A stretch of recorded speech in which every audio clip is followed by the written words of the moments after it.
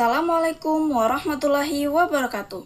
Perkenalkan saya Nurlaila Anggraini Adam dengan NIM 022014251009, jurusan Ilmu Hukum Kemasyarakatan, Prodi Pendidikan Pancasila dan Kewarganegaraan.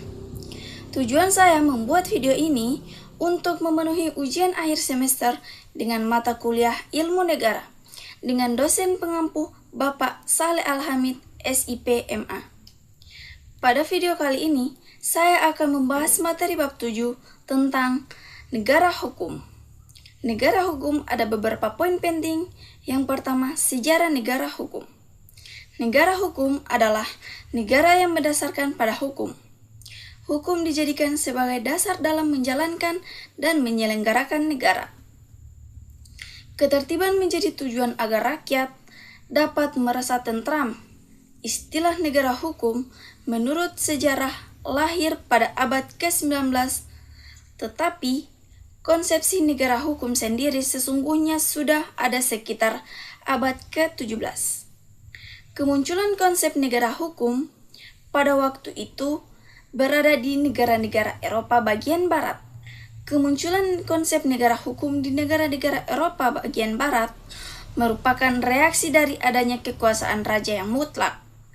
Kekuasaan raja yang sangat mutlak mendorong terjadinya perjuangan dari rakyat agar ada perbatasan kekuasaan negara hukum. Dalam pandangan Aristoteles adalah menyamakan seperti negara yang ada di zaman Yunani kuno.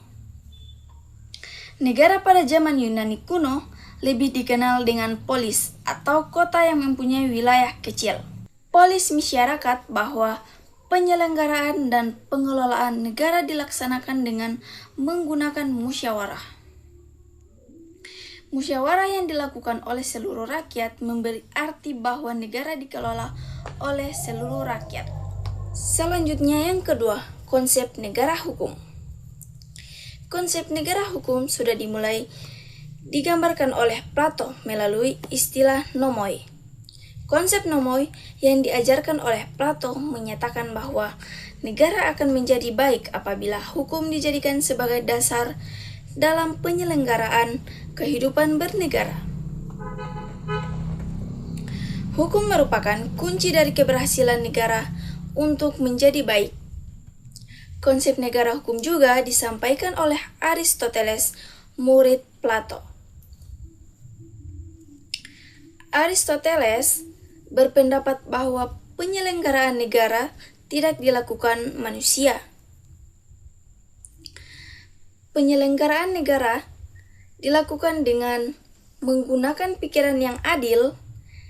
Pikiran yang adil hanya dapat dilakukan dengan berdasarkan pada norma, sebab norma yang mampu menentukan baik atau buruk tentang sesuatu yang dilaksanakan. Kondisi seperti ini dinamakan sebagai negara hukum. Negara hukum mempunyai tujuan keadilan bagi seluruh rakyat.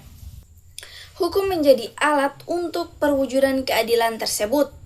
Aristoteles juga memperkuat pendapatnya dengan menyatakan bahwa negara hukum adalah negara yang diselenggarakan dengan dasar konstitusi dan hukum. Hukum yang dimaksud adalah hukum yang berdaulat, sehingga kedaulatan negara berada di tangan hukum. Selanjutnya yang ketiga, negara hukum di Indonesia. Negara hukum di Indonesia merupakan negara demokrasi. Selain negara demokrasi, Indonesia juga merupakan negara hukum konstitusi. Konstitusi Indonesia secara eksplisit menyatakan bahwa Indonesia adalah negara hukum. Undang-Undang Dasar 1945 Pasal 1 Ayat 3 menyatakan bahwa dengan jelas negara Indonesia adalah negara hukum. Atas dasar ketentuan Indonesia sebagai negara hukum ini, maka pelaksanaan atau penyelenggaraan negara harus berdasarkan pada hukum. Konsep hukum Negara seperti yang telah ditegaskan oleh konstitusi ini harus diterapkan di Indonesia agar konsistensi sebagai negara hukum benar-benar tercipta.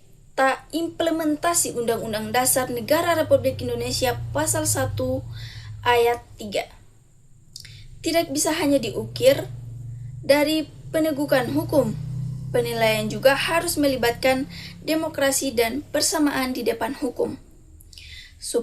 Supremasi demokrasi dan persamaan di depan hukum harus dinilai secara bersama-sama untuk mengetahui keberhasilan implementasi Undang-Undang Dasar 1945 Pasal 1 Ayat 3.